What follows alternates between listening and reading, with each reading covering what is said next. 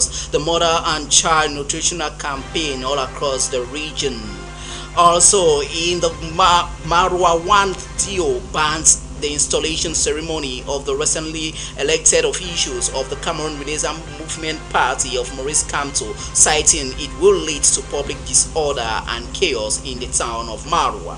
And enough is enough with all the banditry and insecurity reigning in the commercial motorbike sector in Douala. This was the resolution taken by the Transporter Syndicate in the city of Douala after a highly anticipated conclave took place yesterday. Those were major stories. Good evening to you all. This is High Prime of Friday, the 10th of May 2024.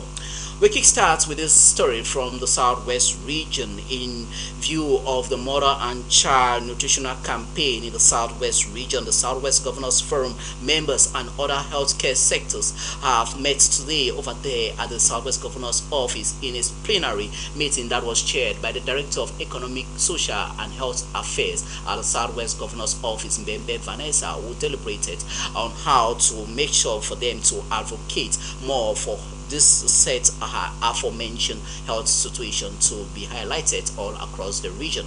Alice Bekele Ngwe was there and now comes back with this report. In order to intensify the campaign for mother and child health and nutrition in the Southwest region, an advocacy meeting with the Southwest Governors Forum and other stakeholders in the region has taken place this Friday, May 10, 2024. The campaign, which is to run from May 10 to May 11 throughout the country, is quite safe. There are measures, steps that are put in place to be sure that whatever is given to the population in terms of vaccine or food supplement is of good quality. Actually, when these vaccines come into the country, they undergo stages of test and trials. They are taken to recommended laboratories where good analysis are done, and then the result given, and then some tests are even still done on normal people and see that there are no effect. In fact, the proof is that we've hardly had problems of negative reactions of these products that they give, be them vaccines or food supplements, to the population. Children between 6 and 59 months are to receive their dose of vitamin A in a household, hospital or public place, while children aged between 12 to 59 months will also receive deworming tablets, and the above medications are very important for the growth and general well-being of the child. Vitamin A is very important because it's going to help boost the children's immunity, help them to fight illnesses, and also help them to grow stronger. For the mebendazole tablet, which is the dewormer that we are going to use, is going to fight anemia, because when these worms are in the children's intestinal tract, they feed on the intestinal walls and cause bleeding that eventually causes anemia. It's also going to improve the children's school performances, and it will help them to retain their nutrients so that they can do well. They will also grow well when they take the mebendazole tablets. The population of the Southwest region is therefore called upon to join the entire public so as to achieve 100% results of this campaign.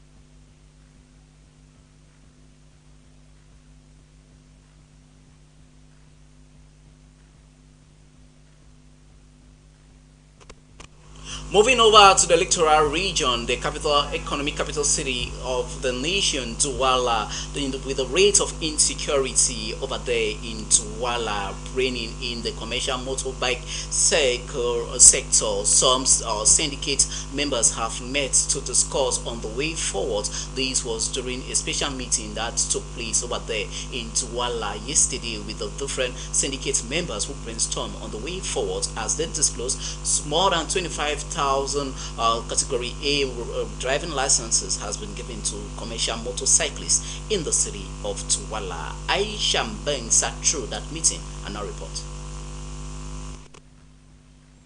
Concerns are mounting over a recent spike of insecurity in Douala on commercial motorbike riders and passengers alike. Despite concerted efforts by the administration and commercial motorbike unions to combat the escalating threats, incidents of operations, bike thefts and others continue to rise as compared to previous years. Insecurity in Douala has surged recently. Daily we witness incidents of assaults, robberies, bike theft and more. It's even more dire than last year. The syndicate must step up its efforts in safeguarding bikes in our city. Speaking to the media in Douala recently, syndicate leaders emphasized the urgent need for sector-wide reforms, heightened security measures to shield commuters from becoming victims of violent acts. The first thing you need to do is to take the person's number on the back, or you snap. In case of anything on the road, you can follow up the person easily. We have these guys to our 177, 117. Those people also are out for security reasons. With syndicate's cohesive approach, including advocating for competent training and licensing for bike riders, today in Douala, over 25,000 Category A driving licenses has been issued, with an additional influx of applicants said to have rigorously undertaken the test. I advocate for bike riders to undergo essential training and acquire driver's licenses, insurance and other required documents. However, many bike riders resist training due to perceived lack of enforcement. Furthermore, syndicate leaders have indicated concerns over the influx of commercial motorbikers from neighboring countries fleeing from insecurity, as some of these bike riders may be involved in criminal activities.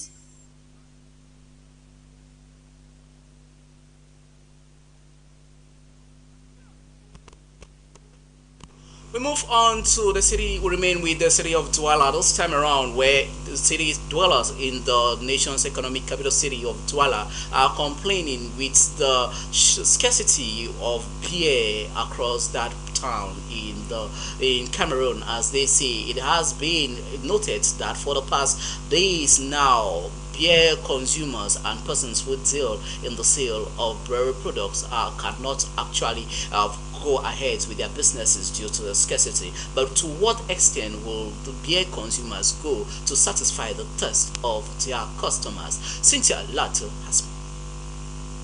Beer scarcity in most neighborhoods in Douala is fast becoming a veritable nightmare for sellers and customers in the nation's economic city. They are increasing the prices of beer because there may be beer scarcity here, but elsewhere there is manyang. For instance, I will have to use like 3,000 francs as transport fare to buy only the manyang. To come back here and sell it for how much? Customers of beer are in total disagreement as they cannot have access to one of their cherished items. In Cameroon now, at Drink Beaufort Light, the stock is not enough. You start with a brand, you cannot drink 2 bottles thereafter because the stock is finished. The situation is regrettable. When we have water, there is no beer. When we have beer, there is no water. When there is electricity, there is no water. We don't have anything in this Cameroon. To some beer syndicates, this scarcity is attributed to the shortage of beer premium ingredients that comes from Ukraine, now in war with Russia. Since 2020, there has been COVID-19. You know that beer's raw materials comes from Ukraine, notably wheat and others. This means in some areas we can have beer today and in others we don't find it. As a solution to this problem, some syndicates are proposing the increase in the price of beer in order for it to be made available for all, except.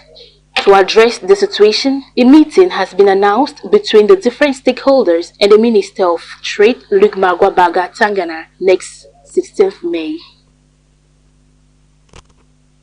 This time around, we focus on the hygiene and sanitation situation in the city of Douala, where heaps of garbages are now taking over major road junction and streets of Douala. This follows the inability of the hygiene and sanitation company and the different councils that constitute the Douala City Council, who cannot longer cope with the said situation that is far above them. In the report that follows, Rita Mafani Mujoko says it's time for something concrete to be done to address this adequately.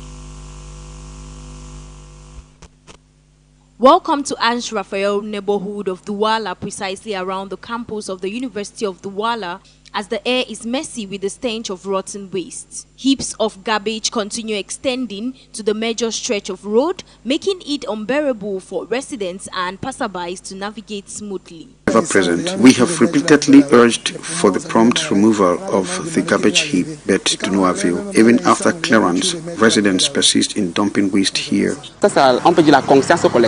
This issue demands collective action. The responsibility is on everyone to prevent this situation from worsening. While urbanization has reduced the visibility of sanitation authorities, it's ultimately the negligence of the population that perpetuates this problem. Inhabitants in the area, including students, lament the irresponsible behavior of the local population that worsens the problem and exposes them to health risks. The sight of scattered household waste is visibly repulsive. Personally, I am deeply unhappy, particularly with the nauseatic smell that oozes from this garbage. The sad reality on ground is the fact that this isn't an isolated case, as similar garbage heaps animate different localities of Douala, causing traffic flow, posing health hazards, environmental degradation, and the community inhabitables.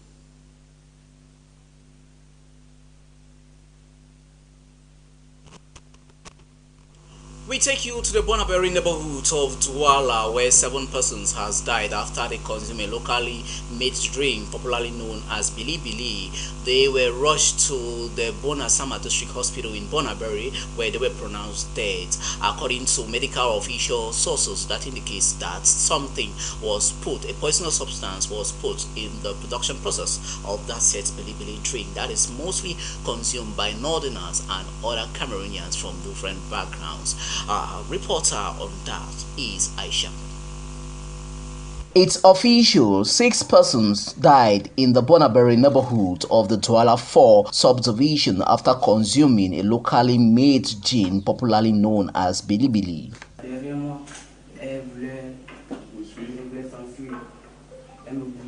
According to local sources, the said gin contained a poisonous substance, which government plight of discouraging Cameroonians from consuming these poorly manufactured gin of doubtful quality and the dangers that it poses. It is therefore time for a mentality change in Cameroon.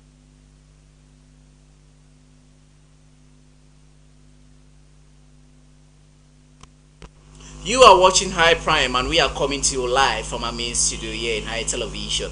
On to news from the Northwest region, where women drawn from the Northwest region have been drilled on how to turn raw produce into finished materials. This was during an elaborate training process organized by the Grace Vision and the Bamenda Women Empowerment Center, where they deem it wise for women and young girls in the Northwest region to be self-reliant as they drill them on how to make cocoa beans and granules to turn into finished product. Our reporter on that story is Cynthia Latte.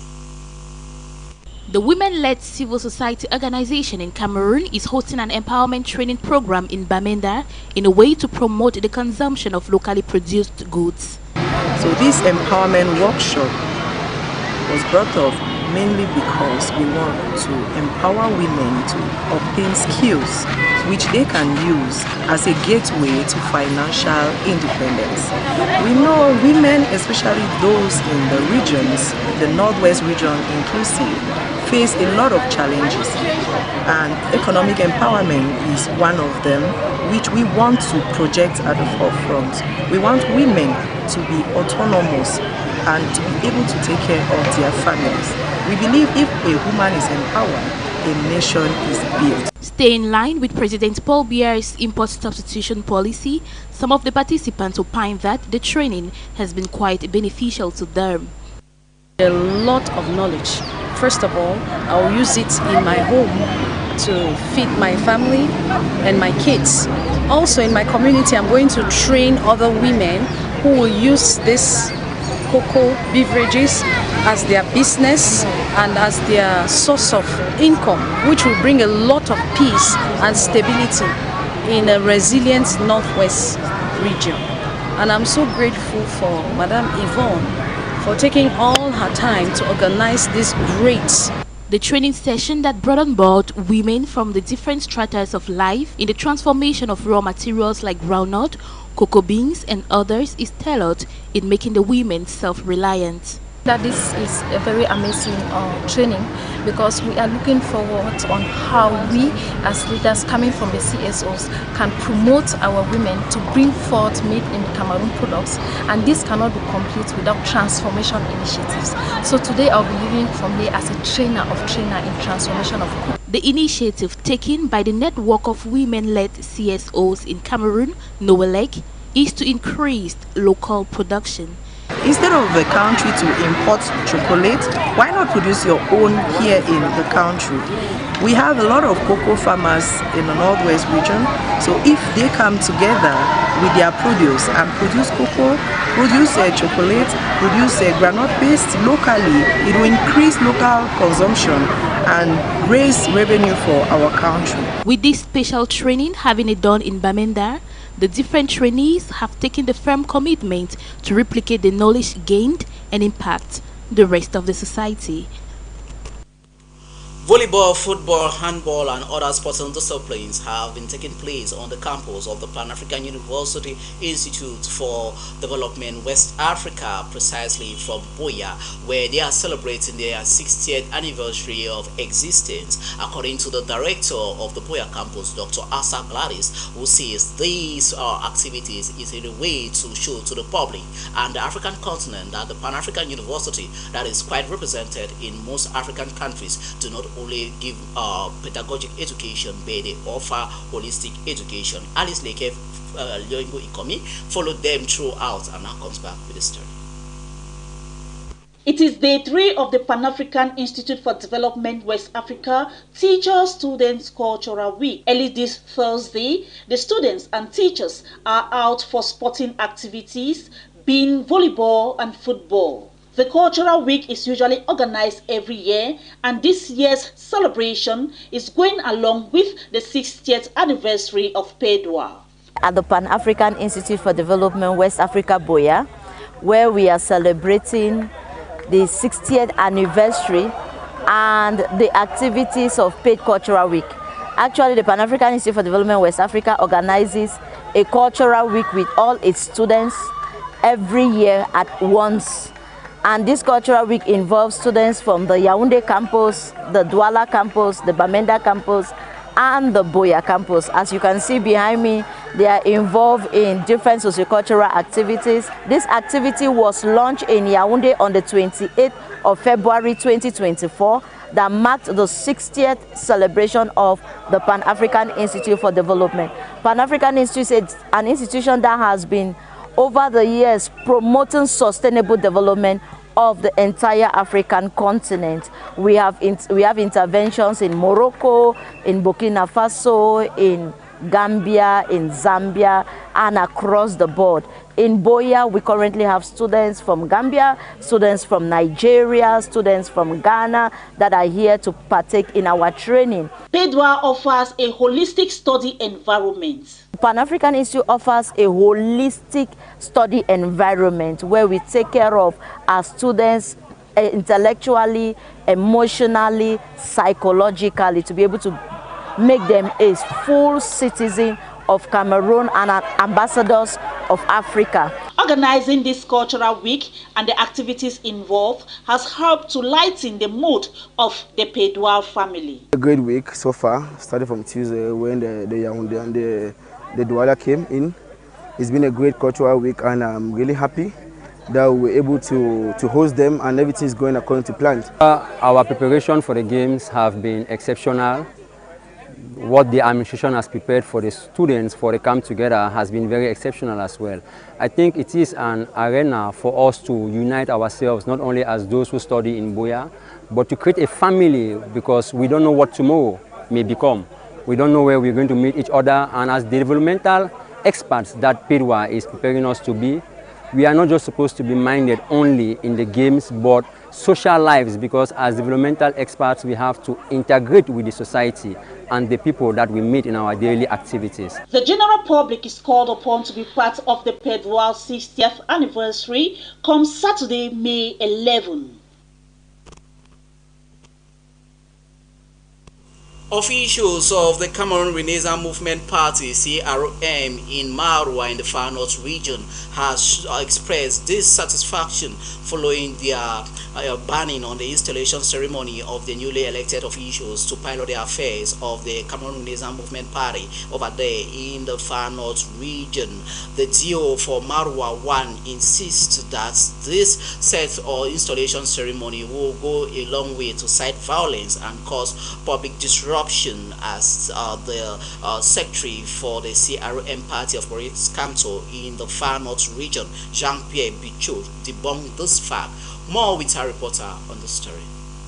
The much anticipated gathering of the newly elected officials of the Cameroon Renaissance Movement Party of Maurice Kamto in the Far North region, scheduled to take place this Sunday, May 12, 2024, in Marwa will no longer happen, citing the risks of confrontation and disturbance of public order from the divisional officer for Marwa 1 subdivision, who justifies the ban. But according to CRM party officials, the event was mainly intended for the installation of officials who were recently elected. However, the divisional officer's statement emphasizes concern of potential clashes and disruption of public peace.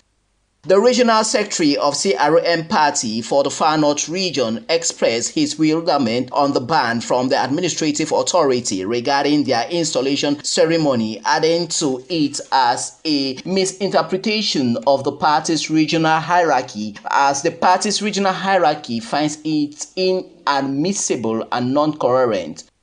The planned venue, the Atangra Stadium in Domayo neighborhood of the Marwa 1 subdivision, will no longer host the initial meeting on May 12, 2024. The CRM intend to look for fronts to address the situation. With the recent changes of the CRM party in Marwa indicate the rejuvenation process of the party in the Far North region, but the banning of the set meeting has cast doubt as the party remains resilient and focused for more days ahead. The tragic road accident at the Valley Beseke neighborhood of the Douala 1 subdivision left 2 persons dead and several others injured. The accident caused by the transportation bus service of the Douala City Council that is attributed to the bus driver. Au niveau du feu rouge, on voit qu'il cogne 2 voitures. Quand il cogne maintenant 2 voitures, c'est là où il paye une autre virage. Il commence seulement à partir. Il ramasse que les voitures. The Douala City bus, popularly known as Soka 2, destroyed some vehicles as its remnant is quite visible. Parce que nous on voulait seulement s'enfuir. La voiture en bas là prenait déjà feu. Donc c'est après que les gens sont allés verser l'eau en bas. Oui, ils ont essayé de pulvériser pour que ça arrête de fumer. The sad incident that made the Littoral Governor Samuel Dieudonné Ivaha-Dzibowa and some top regional authorities who descended to the scene to take stock of what happened then proceeded over to the Douala Lakantini Hospital, where the injured are receiving medical surveillance while the dead were deposited at the set hospital mortuary facility. Globalement, à notre niveau, nous pensons à 2 décès et 2 blessés. With the watchwords of carefulness being prescribed, many in anticipation are highly awaiting the investigation report of the Soka 2 bus accident, as the occupants didn't sustain any injury. Soka 2 bus services issue a communique few hours later condemning the said accident while she passed her condolence message to the victims' families.